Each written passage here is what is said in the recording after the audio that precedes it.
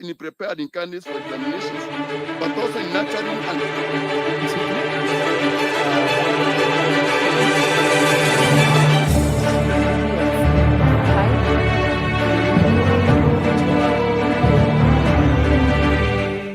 Jumuiya Afrika Mashariki, tuwezeshe kuishi kwa amani, tutimize na malengo yetu.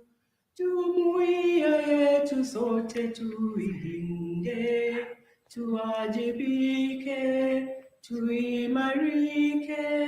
Umoja wetu ni nguzo yetu, idumu jumuiya yetu. Thank you very much. While still upstanding, I would like to request Bishop Kasinga, please, for the opening prayer. Let's pray. Our most gracious and loving Father, in the name of Jesus Christ, we thank you this morning that we are gathered here because of our children, the cohort of 2024 KCSE candidates that sat this exam in the various centers.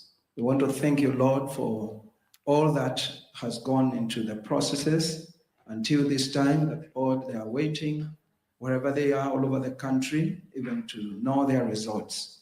We want to pray for this congregation. We want to pray, Lord, for our CS and PS and all the education leaders in this place, that God of glory, as they guide us through this ceremony, your name will be glorified. Give them the strength and the wisdom as they execute the mandate that we have placed on their hands, oh God. We want to pray even for our children, Lord, even going into the future.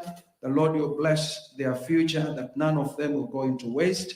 The Lord, you will open their minds and give them insights together with their families to know what it is they need to do from here. They will come back and be of help to this nation. We pray and receive your will through Jesus Christ our Lord. Amen. Thank you very much. You may take our seats. Our Cabinet Secretary for the Ministry of Education, Honorable Julius Ogamba, the PS Basic Education, Dr. Belio Kipsang, the PS Higher Education and Research, Dr. Beatrice Inyangala, all other invited guests.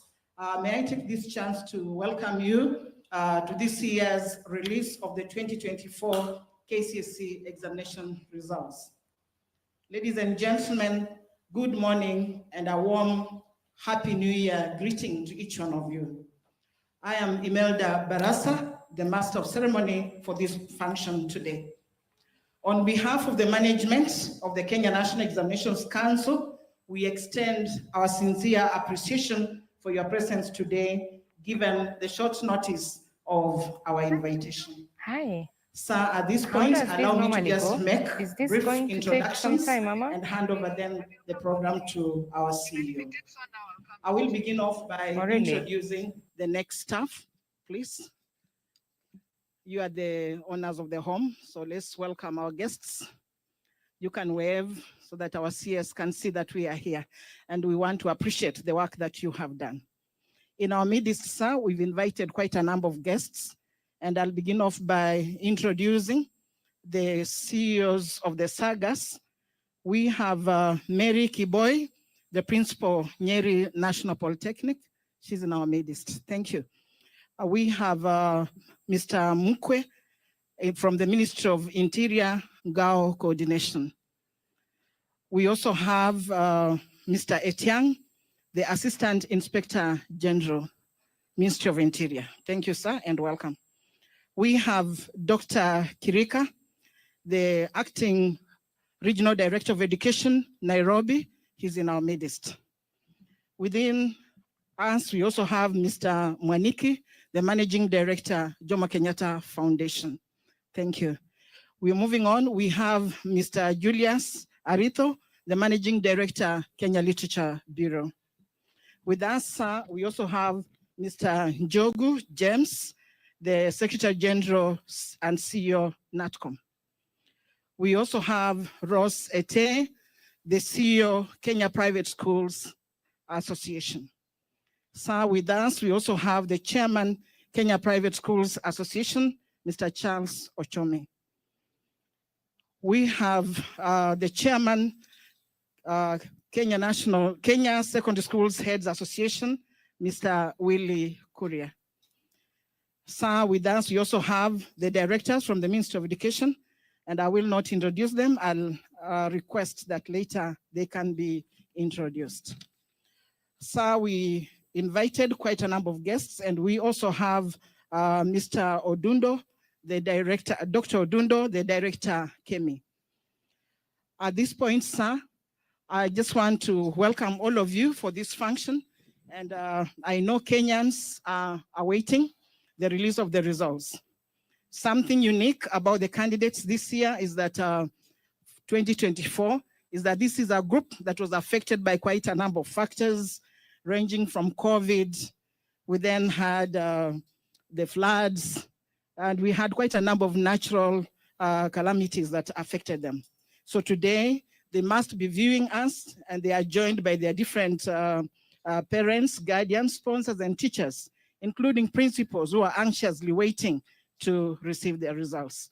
Sir, without much ado, allow me then to welcome the CEO of the Kenya National Examinations Council to make his remarks and run the rest of the program. Ladies and gentlemen, please welcome Dr. David Jengere with a round of applause. Thank you, sir, and talk over. Thank you very much, Imelda, the Cabinet Secretary, Ministry of Education, the Principal Secretary, State Department for Basic Education, the Principal Secretary, State Department for Higher Education, the representatives of the Ministry of Interior, National Police Service, DCI, the chairperson of the Kenya National Examinations Council board, council members, fellow CEOs, representatives of the associations Kesha, Kati, and Kenya Private Schools Association, staff from the Kenya National Examinations Council, members of the Fourth Estate, all invited guests, ladies and gentlemen, good morning. On behalf of the management of the Kenya National Examinations Council, I take this opportunity to welcome you all to this ceremony, which marks the release of the 2024 KCSE examination results. As Imelda has said, it is worth noting that the candidates whose results we are releasing today sat their KCPE examination in March 2021, being the first cohort whose examination calendar was disrupted by COVID-19. We therefore commend them for their resilience this far. A total of 512,000 candidates registered for the KCSE examination, recording an increase of 7.19%. CS, the last time we had such an increase, I think, was in 2020. I wish to commend all the center managers for the efforts they made to ensure that all candidates registered within the stipulated timeframe. Assessment of the candidates started in January of 2024 with projects for agriculture, art and design, woodwork, metalwork, building construction, and computer studies. Field administration of theory papers and practicals was successfully undertaken between Tuesday, 22nd of October and Friday, 22nd of November, 2024. During this period, 10,754 examination centers that had registered candidates were served from 610 distribution centers across the country. double collection of first and second session papers was successful, and this helped to eliminate the challenge of early exposure that a few centers used to engage in. So I wish to commend Kesha for having supported us in this innovation, because CS, I can confirm to you that last year and this year, we didn't have a single case of early exposure of the second session paper. This innovation also necessitated a change in the timetable to have one session administered in the morning and the second session administered in the afternoon. This allowed the candidates adequate time between the two sessions, unlike in the past, when they only had 1 hour between the two sessions. A total of 125,000 contracted professionals were engaged in the field administration process.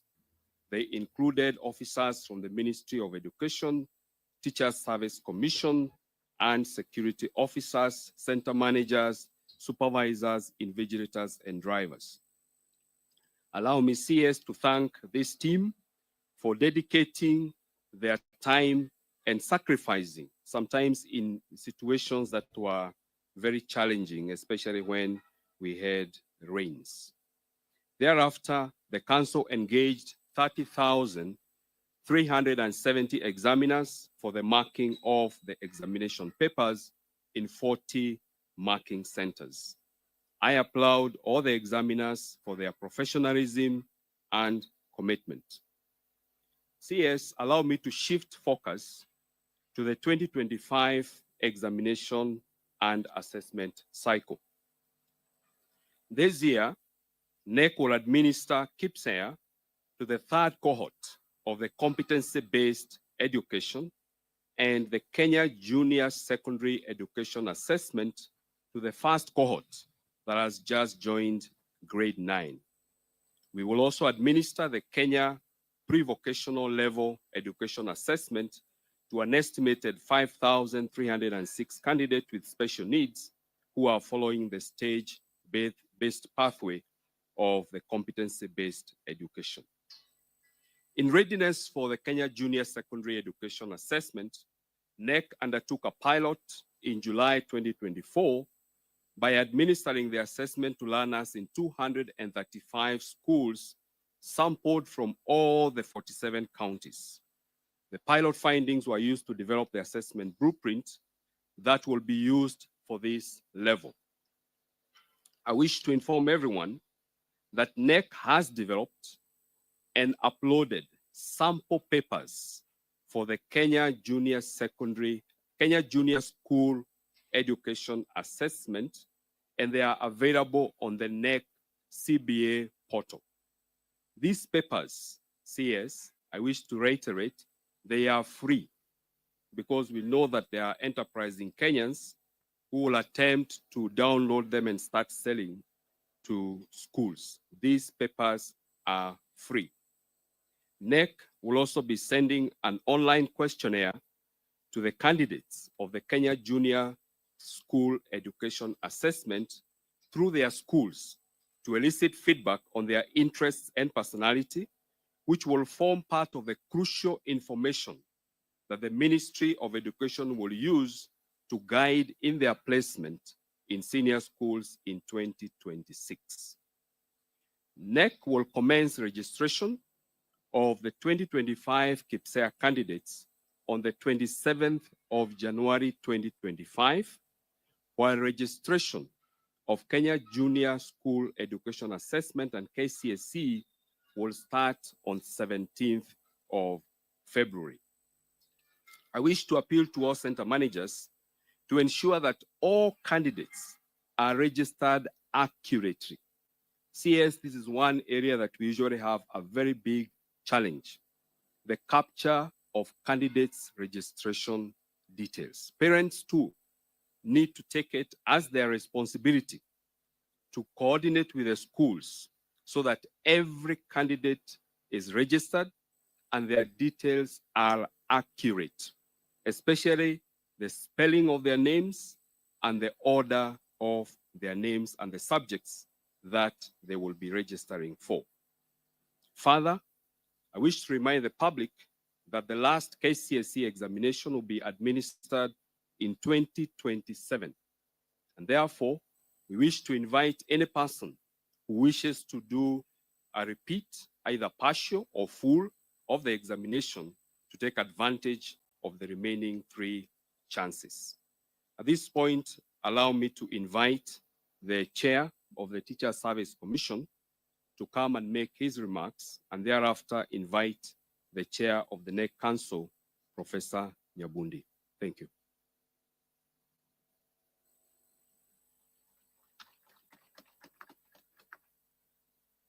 Thank you. The CS, the PS is pleasant. Allow me to ride on the established protocol. Ladies and gentlemen, good morning. Good morning. Happy New Year. Thank you. Let me start by saying it's an honor to start before you to mark this significant occasion, the release of 2024 Kenya Certificate of Secondary Education results. Ladies and gentlemen, I take this opportunity to express the Commission's deep gratitude to our teachers who supervised, invigilated, and marked the examinations. Their commitment and diligence ensured that the entire process was conducted with the highest standards of integrity and fairness. Your efforts, teachers, have been instrumental in ensuring that the exam was done well. The 2024 KCSE was conducted between October 22nd and November 22nd, marking a significant milestone for our learners. Today's results are not just numbers, they represent the culmination of months of hard work and dedication by learners, supported by teachers and parents. To the candidates, we congratulate you on this achievement and wish you success as you transition to the next phase of life. On behalf of the Teacher Service Commission, we commend the Cabinet Secretary for leading the sector and coordinating interministerial team that ensured this critical milestone is realized. To the candidates who will receive their results today, I wish you success in your future endeavors. Remember, this is not the end of your journey, but a stepping stone to the next phase of your life. Ladies and gentlemen, as a commission, we remain committed to addressing the challenges facing the teaching service, particularly those related to teacher shortages. Through the support of the national government, we have recruited 76,000 teachers over the past 2 years to strengthen the implementation of CBC. Of these, 20,000 teachers are teacher interns who have reported to the schools, junior secondary schools, this term, marking a significant milestone as grade 9 learners begin the academic journey this week. Notably, the 20,000 interns are strategically targeted to increase the number of science teachers, a critical area in advancing STEM education. This focus is aimed in equipping our learners with the skills and knowledge necessary to thrive in a dynamic and technologically driven world. In addition, I'm pleased to note that the government has, over the last 2 years, provided the Commission with additional funding to promote teachers. This financial year, the Commission is conducting interviews to promote a total of 25,288 teachers across the various grades. We encourage all eligible teachers to take advantage of this opportunity to advance their careers. These promotions are a testament to our commitment of fostering professional growth and recognizing the hard work of our teachers. Allow me to say that in total, from last year to this year, we have promoted 59,792 teachers. Ladies and gentlemen, the Commission also continues to prioritize capacity building of our teachers and development. To date, we have already done 292 primary school teachers retouring, as well as an additional 60,000 junior secondary school teachers were trained to support the junior secondary schools. These programs ensure that our teachers are equipped with the skills to effectively implement the CBC and meet the diverse needs of our learners. These efforts underscores our commitment to ensuring that the learners in public schools receive quality education. Ladies and gentlemen, as I conclude, I wish to reiterate the Commission's gratitude to all the teachers for their invaluable contributions, not just in preparing candidates for examinations, but also in nurturing and shaping the future of our nation. Your dedication inspires us to continue working hard, support you, and the enhanced education sector. Together, let us try to provide every learner in Kenya with the quality education they deserve. God bless you. God bless Kenya. Thank you. Welcome, please. Let me welcome the chair of KNEC. Please, let's bring our hands together to welcome the chair to make his remarks.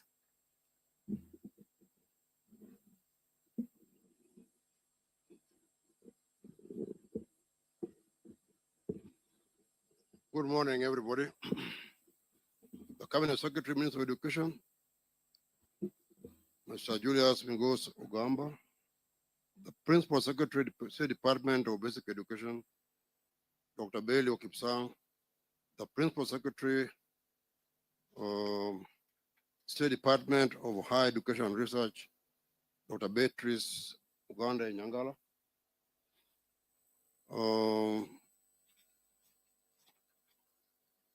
council members of KNEC present, CEOs of other government agencies, directors from the Ministry of Education, TSC directors, center managers present, representatives from security agencies and other ministries, representatives from religious education boards, staff of the Kenya National Examination Council, members of the press present, all invited guests. Good morning once again. It's my pleasure to welcome you all for this official release of the KCSE examination results. Cabinet Secretary, sir, allow me to start by introducing KNEC members present here today. This is a very heavy council, and my first and most important member here is none other than my PS, Dr. Bailey Okipsang. Next member present is Director of KCSE, Professor Charles Ongondo. Then I have Director of Quality Assurance and Standards from the Ministry, Madam Evelyn Owoko. I have a representative from National Treasury who is not here now. Oh, you see? Mr. Peter Njoroge. We also have, in absentia, the TSC CEO, Dr. Nancy Machari, represented here today. And we also appreciate the presence of TSC Chairman. Ladies and gentlemen, the Kenya National Examination Council is mandated to conduct school and tertiary assessments and examinations and certify learners on their achievements. The Council is committed to upholding the credibility of national examinations. This is enshrined in our mission statement of quality education assessment and credible certification. I wish to thank the government of Kenya for providing KNEC with resources through the Ministry of Education that enable us to successfully administer national examinations. As a council, you have taken up the responsibility of ensuring that these resources are efficiently utilized to deliver credible national examinations. At this juncture, I would also like to express my gratitude to the Cabinet Secretary for Education, Honorable Mingos Ogamba, for the leadership he has provided to ensure that our team delivers on KNEC mandate. Your continued support, sir, is beneficial to the candidates and the council. Ladies and gentlemen, as has been mentioned by the CEO of KNEC, KNEC carried out a pilot study of the Kenya Junior School Education Assessment in preparation for its rolling out this year. I take cognizance of the immense support accorded to us by various educational agencies during this exercise. And this is important because we're going to do it for the first time. I urge all stakeholders to ensure that all processes related to the inaugural administration of these assessments are carried out smoothly. Ladies and gentlemen, today we present to you the results of the 2024 or KCSE candidates. I take this opportunity to appreciate the candidates whose results we are releasing today. Similarly, I thank the center managers, supervisors, and all field officers for their diligent service and for embracing the innovations that were put in place this year and administering the 2024 KCSE examination successfully. I think I need to mention that one of the most significant innovations was that of having examination scripts without names, numbers, or schools. I believe it helped to enhance our integrity. The double pickup of examinations was important to us. We will continue to put in place steps that will further enhance integrity of the exams. And as we appreciate all the center directors, center managers, we also wish to encourage them to be more diligent in ensuring that there is no interference with exams in any manner that would affect integrity of examinations.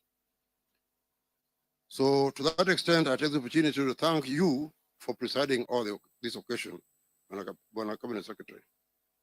At this juncture, allow me to invite the CEO of Teacher Service Commission, who's already done his job. But then I want now to invite the Principal Secretary, State Department of Basic Education, who will then invite all his colleagues at his pleasure. Thank you very much. Asante sana, Chair. Our Cabinet Secretary, Amigos Okamba, my colleague PS Patrice Inyangala, the Chair of our Council, the CEO, our representative for this CEO Teacher Service Commission, Antonina. Good morning. Before I make some remarks and invite the Cabinet Secretary, I would wish to invite my colleague, Dr. Beatrice Nyangala, to make some remarks. Karibu, Beatrice.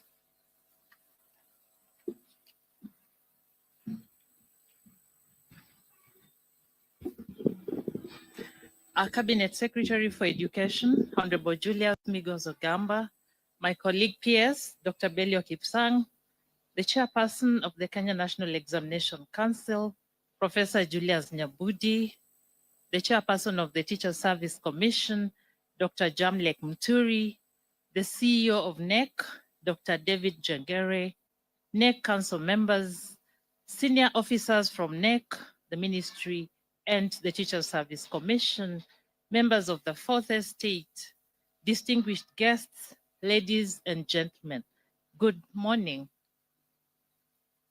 It is my pleasure to reflect on the significance of this moment. And I invite all of us not just to think about the results, but to think about the skills that collectively our lecturers, our teachers and mentors have helped to mold our students. The communication, the collaboration, critical thinking and creativity, because these are the skills that are going to define who they become in life. And most importantly, it is our responsibility to think about the hidden curriculum, that which is not examined. How are we, as members of the public, affecting our students to mold their character? That said, I'm very excited to welcome the candidates who have managed to sit for these exams to the next level of education, whether they choose to go to the colleges, to the TVETs, or the universities. We are ready and prepared to help them realize their full potential so that they can make a great contribution in shaping our country. I thank you all.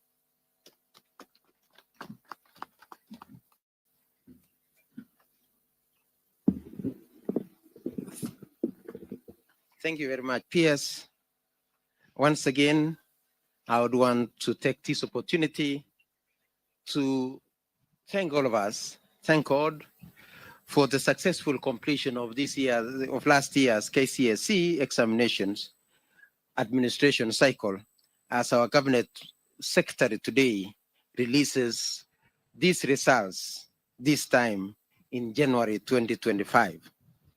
I would want to also thank all of us and the patience that we have had in ensuring that our children receive that which they labored for the last 4 years. And again, the calendar of education that has just ended has been quite successful, as the ministry was able to go and deliver upon a number of targets that we set out for ourselves. Notwithstanding that, yes, there were some challenges that we also had to surmount. And some of the deliverables that we were able to deliver on in this particular year were among them the construction of the junior school classrooms. And at this juncture, I want to thank our heads of institution, our head teachers in our junior school for ensuring that the resources that we placed on them, they were able to optimize on it, and that we were able to therefore achieve our objective of ensuring that our children had classrooms. Again, we would want to also mention that we were able to distribute the necessary books, revamping our ICT infrastructure, engaging with our teachers' colleges to ensure that they also have the necessary facilities as they train our future teachers, among a few others. And with regard to the examination and assessment, I would want to mention, as we mentioned last year, that we were able to successfully phase out the KCPE that we did as the last one last year, as we embark ourselves in preparing for the next stage of assessment, which will be Kenya Junior School Assessment. I would also want to affirm that the State Department for Basic Education is committed to delivering in line with global and national goals, that which we have been set out to do. To this end, I will affirm that we have developed the necessary policies, regulations that will guide us into the future as we implement the competence-based education, looking forward to our first cohort joining senior school next year. And also to affirm that now 3 of the levels have attained the full cycles. The PP1, that is the ECD, have already achieved the full cycle in PP1 and PP2. Our primary schools have achieved the full cycle from grade 1 to grade 6. The junior school has now also achieved the full cycle of grade 7, 8, and 9. And therefore, we look forward to the critical step of going to the junior school, to the senior school next year. And with the guidance of the Cabinet Secretary, we shall be ensuring that we put in place all the necessary guidelines and anything that will be needed to ensure the success of moving forward to the next level. And with regard to the KCSE examination, as already mentioned by the CEO and the chair, we thank all the stakeholders that were able to work with us in ensuring that the exam was successfully implemented. Finally, we would wish to implore on our teachers, our parents and guardians to continue being good role models of the future generation that they are entrusted to take care of. Because as it is said, children learn what they live, and also children live what they learn. Please, as adults, as parents, as teachers, as leaders, let's ensure that we are better role models to our young ones as we go into the future. The youth are a reflection of the society that we live in. We must all therefore put concerted efforts in instilling good morals and discipline in our learners, in our children, to ensure that we have a better future as a country. Ladies and gentlemen, without taking my time, I know Kenyans are waiting anxiously for these results, it is my humble duty to now invite the Cabinet Secretary to make his remarks and thereafter release the results for the 2024 cohort of KCSE. Karibu sir. Thank you. Thank you, PS. Please be seated. The Principal Secretary, State Department for Basic Education, Dr. Belio Kipsang. The Principal Secretary, Department of Higher Education and Research, Dr. Beatrice Nyangala. The Chairperson, Kenya National Examination Council, Professor Julius Nyabundi.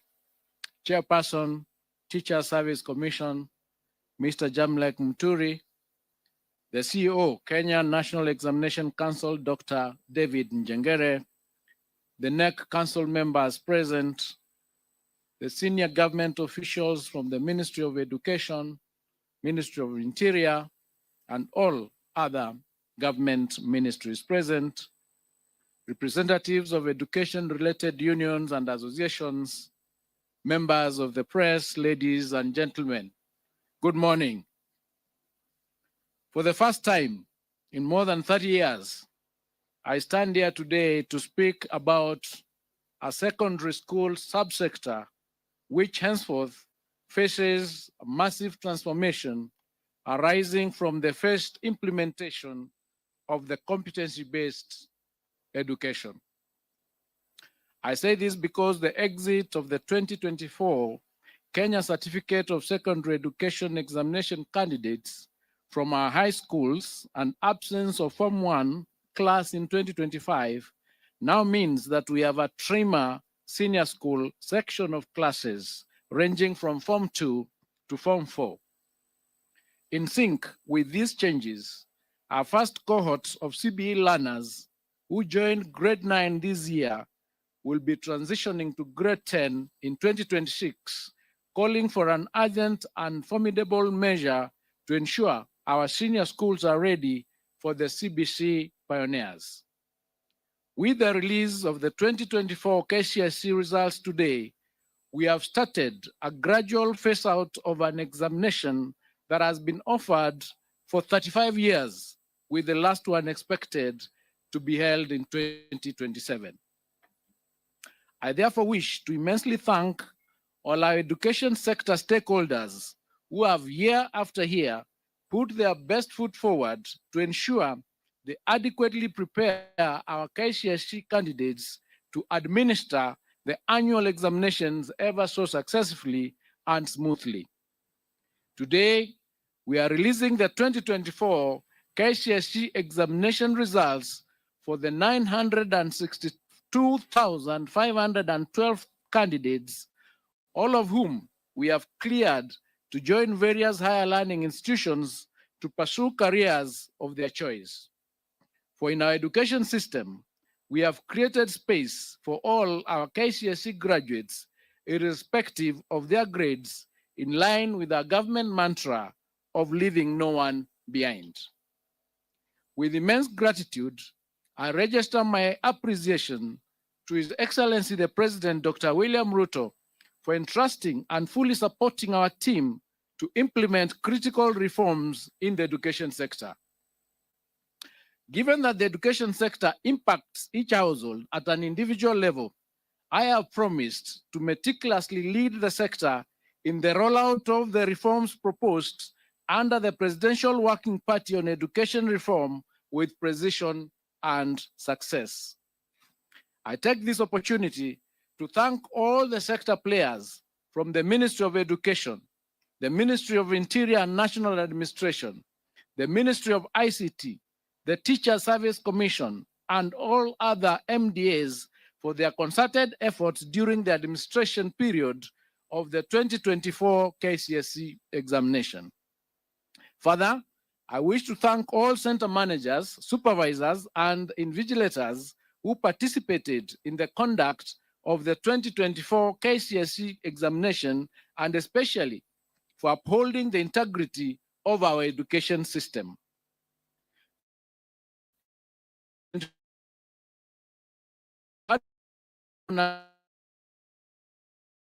the education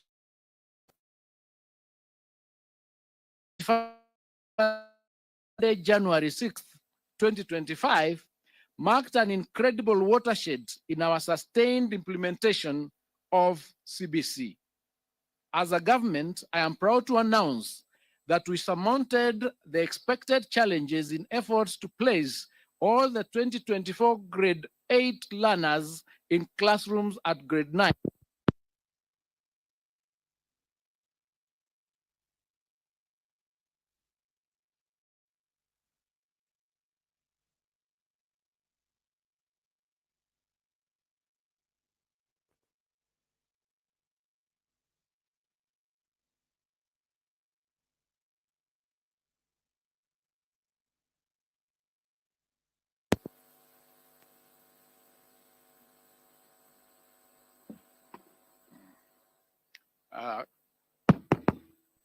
Thank you. I think I should take that again. The start of the 2025 academic calendar year that we started on Monday, the 6th of 2025, marked an incredible watershed in our sustained implementation of the CBC.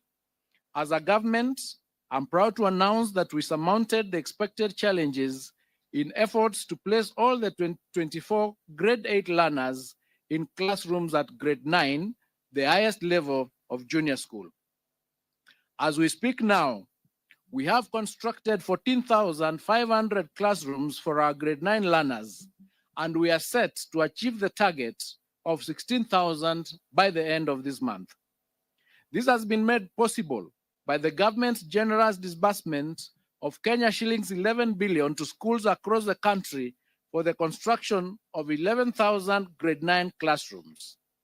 A further 6.8 billion was allocated to the National Government Constituency Development Bank Fund, being 3.4 billion from the Ministry of Education and 3.4 billion in matching funds from CDF for 6,800 classrooms. Further, the 18 constituencies in Nairobi have been allocated a total of 1 billion Kenya shillings for infrastructure development through the National Government Constituency Development Fund. I wish to most sincerely thank all our members of parliament for their outstanding cooperation and efforts in the construction of the classrooms for junior school.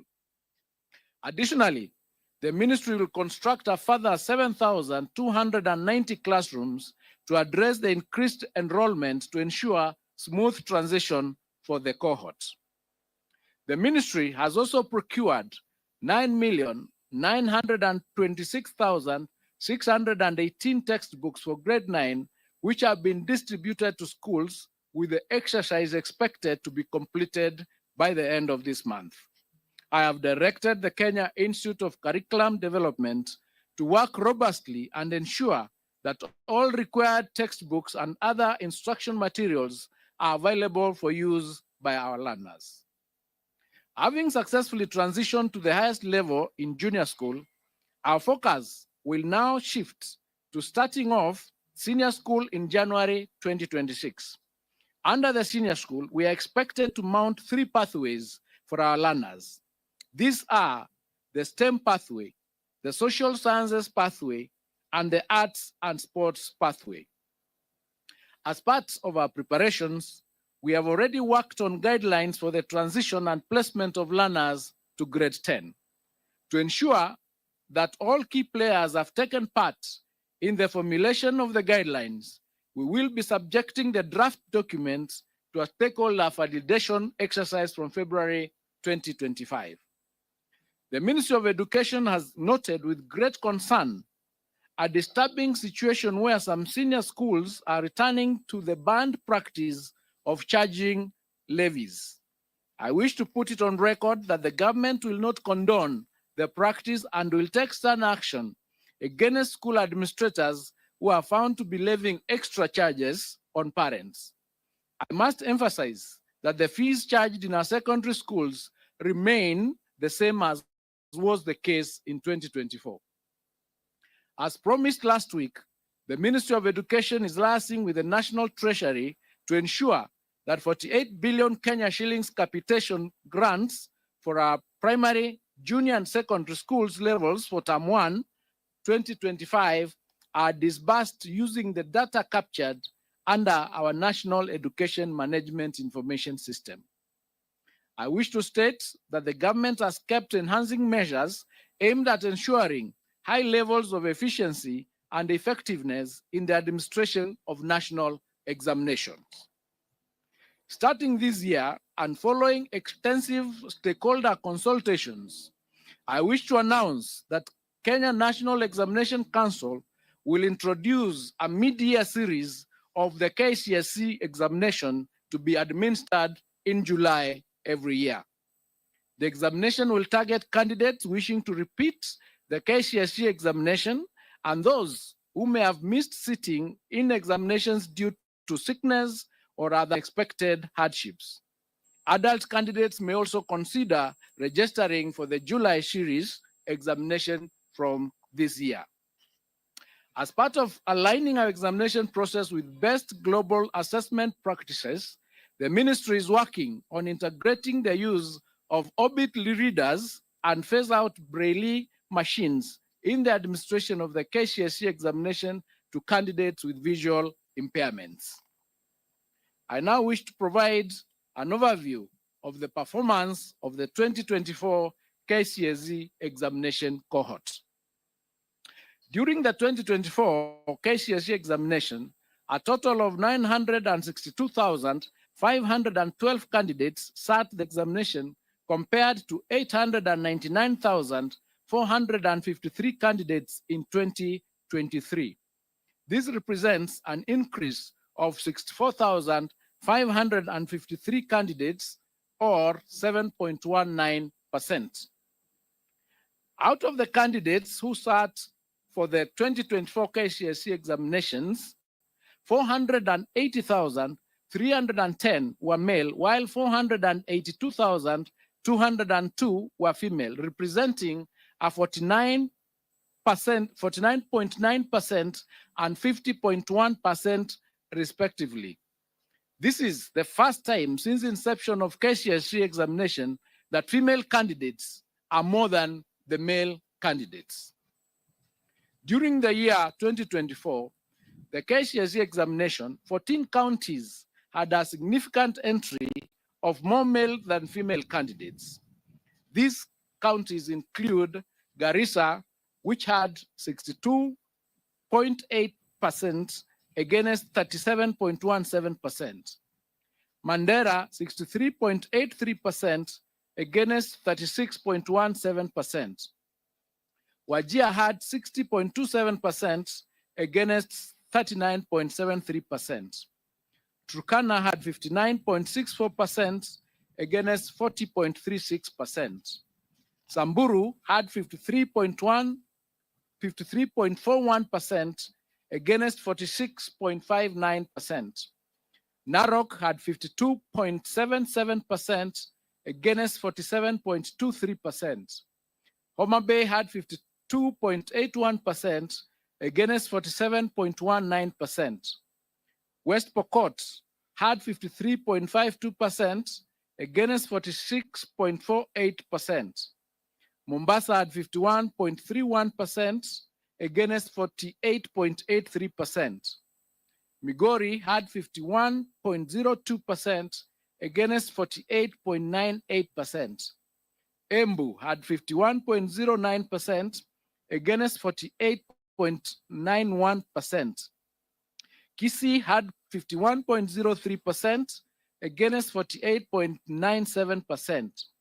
Nyamira had 51.39% against 48.61%, and Baringo had 51.67% against 48.69%. On the other hand, 14 counties had significant entry, more female than male candidates as follows. Vihiga had 55.15% against 44.85%. Elgeyo Marakwet had 53.76% against 46.24%. Kirinyaga had 51.46% against 48.54%. Meru had 51.69% against 48.31%. Kiambu had 52.78% against 47.22%. Nairobi had 52.41% against 47.59%. Kisumu had 52.39% against 47.61%. Kitui had 51.14% against 48.86%. Taita Taveta had 51.45% against 48.55%. Kwale had 53.31% against 46.69%. Isiolo had 52.11% against 47.89%. Tharaka Nithi had 52.06% against 47.94%. Kakamega had 51.80% against 48.20%, and Washingishu had 51.06% against 48.94%. The number of candidates aged between 16 and below increased from 16,040, which is 1.776% in 2023, to 20,546, which is 2.129% in 2024. The highest percentage of candidates registered for the 2024 KCSE examinations were within the appropriate age bracket of between 17 and 19 years, constituting 684,765, which is 70.95% of the total candidature. The percentage of candidates who are 20 years and above constituted 22.07%, or 259,861.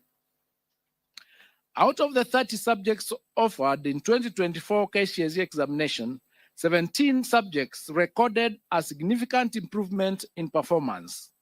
These subjects were mathematics alternative A and B, biology, physics, chemistry, general science, history and government, geography, IRE, agriculture, woodwork, metalwork, drawing and design, aviation technology, computer studies, Kenya Sign Language, and business studies. 10 subjects recorded a drop in performance, and these were English, Kiswahili, biology for the blind, CRE, home science, building construction, electricity, French, Germany, and music.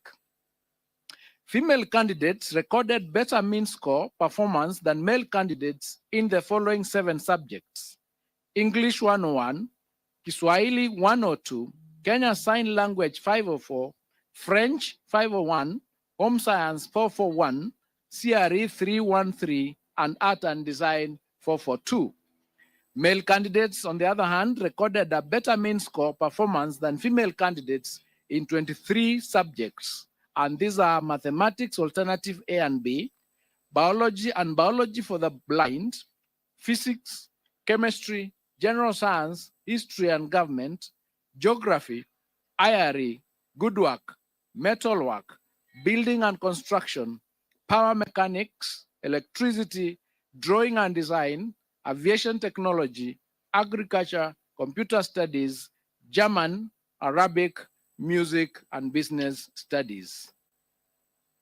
As it was in 2023 KCSE examination, the 2024 KCSE examination results have been graded using the reviewed grading system, in which the overall grade at KCSE examination has considered mathematics the best performed language among 3, that is English, Kiswahili, Kenyan Sign Language, and the best performed 5 subjects.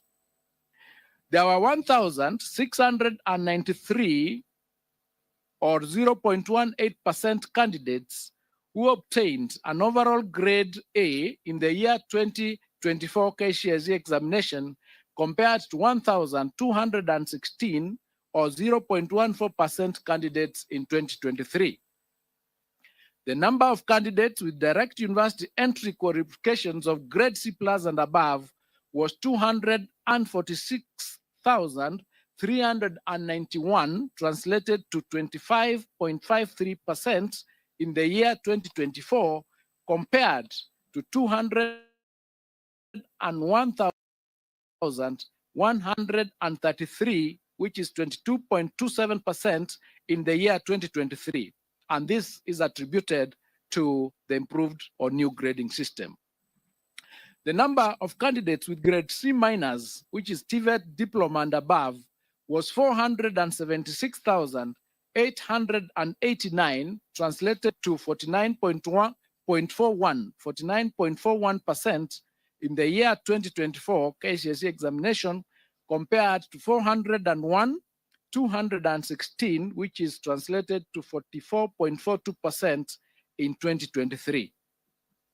The number of candidates attaining a pass grade, which is grade D plus and above, was 605,774, which is 62.76% in the year 2024 KCSE examination, compared to 526,222, which is 58.27% in 2023. To enhance the credibility of the examination process, for the first time, candidates' examination question papers was personalized and anonymized. This helps to improve objectivity during marking and holding candidates personally responsible for any irregularities. There were 840 candidates who were involved in examination irregularities in 2024, and their examination results have been cancelled.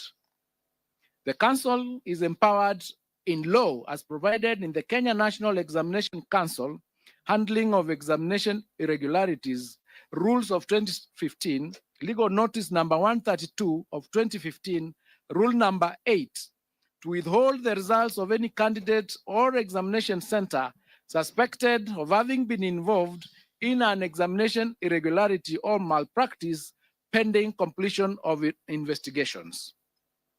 To this end, the results of 2,829 candidates suspected to have involved in the examination irregularities have been withheld pending completion of investigations that should be completed within a period of 30 days from the official release of examination results, which is today. It is unfortunate that a few contracted professionals and teachers are still insistent on ruining the future of our learners by subjecting them to examination malpractices. 91 contracted professionals were reported to have been involved in aiding examination malpractices. Firm disciplinary action will be taken against such teachers. Individual 2024 KCSE candidate examination results will be accessed online through a secure link on the KNEC website or directly through the following website: https://results.knec.ac.ke. Candidates will be required to enter the candidate's index number and any one of the names as per the registration data for the 2024 examination results. The results will be available immediately after the end of this function. Any candidate with difficulties in accessing individual results is advised to call KNEC toll-free number 080-0724-900 or 080-0721-410. It is now my humble duty and privilege to declare the 2024 KCSE examination results officially released. I wish all the candidates success in their future endeavors, and I wish all of you a happy new year 2025. Thank you and God bless you.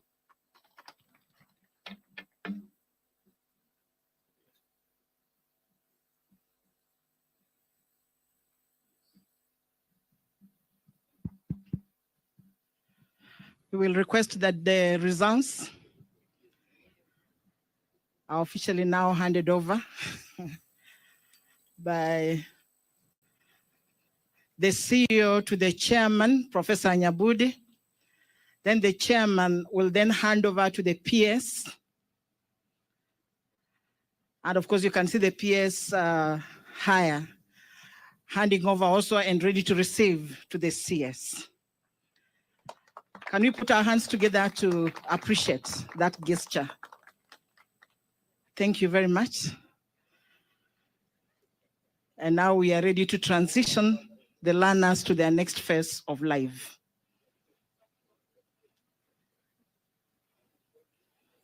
Thank you very much, and we can take our seats. As we take our seats, allow me, sir, to invite Mr. Ahmed Mtanga to come and give us the closing prayer, and thereafter, then we shall proceed for the tree planting by our chief guest after the prayer. Mr. Mtanga. Thank you very much, Master of Ceremonies. We may stand. أعوذ بالله من الشيطان الرجيم بسم الله الرحمن الرحيم ألم نشرح لك صدرك ووضعنا عنك وزرك الذي أنقض ظهرك ورفعنا لك ذكرك فإن مع العسر يسرا إن مع العسر يسرا فإذا فرغت فانصب وإلى ربك فارغب. Ya Allah, we recognize your presence in this meeting, and we thank you for the meeting and the way it has proceeded. We thank you for the leadership that you have bestowed on us, and we thank you, Ya Allah, for the blessings that you gave us and the responsibility you gave us to bestow our energies and our efforts on the path towards giving our young children their future. Ya Allah, we ask you especially to grant every family that had a candidate joy and celebration today, and grant them the wisdom to remember you as they thank you for the sacrifices that they have made. Ya Allah, we especially thank you, especially for our cabinet secretary, the permanent secretaries, our chairman and our CEO, and all the people who are involved in processing these examination results. It was a tedious affair, Ya Allah, and you know the sacrifices people made. And you have specifically said in the Quran, Inna ma'ala usri yusra, verily after every hardship there is ease. And therefore we know that today as we celebrate, it is a day for us to feel the ease. Ya Allah, bless the congregation that is here today, our fourth members of the fourth estate who have endured the